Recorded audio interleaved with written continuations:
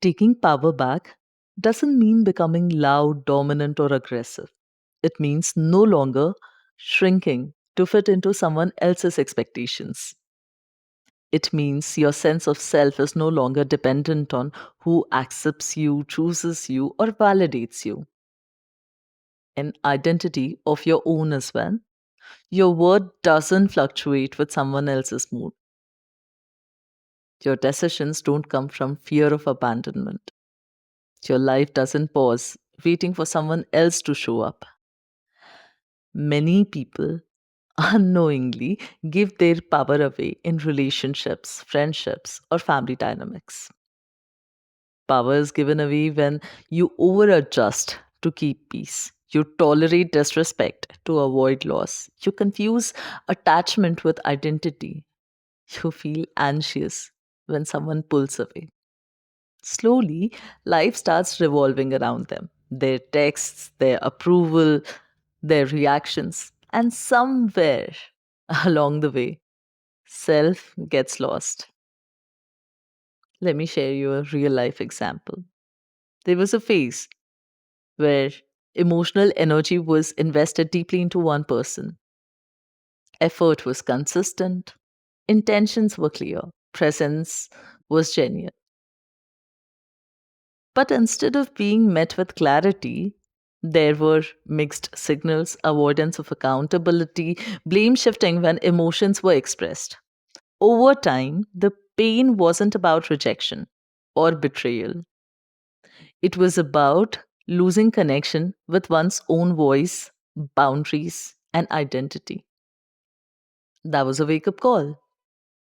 Now, let's take out what actually happened. The issue wasn't loving deeply, the issue was abandoning the self while loving someone else. Power was handed over when self worth dependent on how someone else treated you.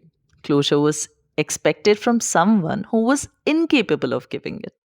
Healing was delayed, waiting for acknowledgement. Let's see this from psychological lens.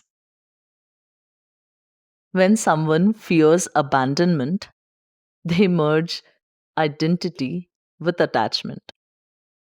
On the other hand, emotionally unavailable people often avoid responsibility, dismiss feelings, reframe your hurt as drama.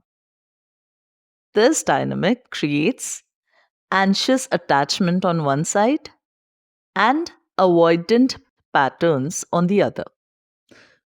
One of the person overfunctions while the other escapes, and power imbalance is born.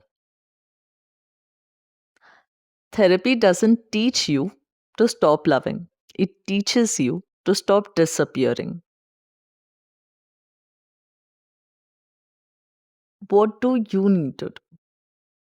You should take small steps that could include rebuilding self identity outside relationships, strengthening emotional boundaries, practicing self validation instead of external validation, reducing emotional dependency loops. Remember, the goal is not detachment from people, the goal is attachment to self. Let's start small, but make sure that we are consistent. Separate identity from roles. You're not just a partner, child, or a supporter. You're a person first. Pause before over explaining. The need to convince often signals lost power. Ask one question daily. Is this choice coming from fear or self respect? Redirect your energy. Shift it from the time spent waiting to time spent building, from validation seeking to self trust. Taking your power back is not about cutting people off, it's about calling yourself back. When identity is rooted within, love becomes healthier, boundaries feel natural, loss doesn't destroy you, and no one gets to define your worth. This is not becoming cold, This is becoming whole.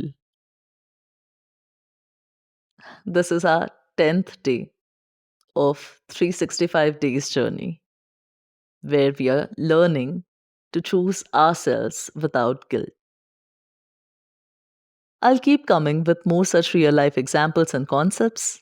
If you can relate to this, or if it helps you in any way, let's stay connected and grow together.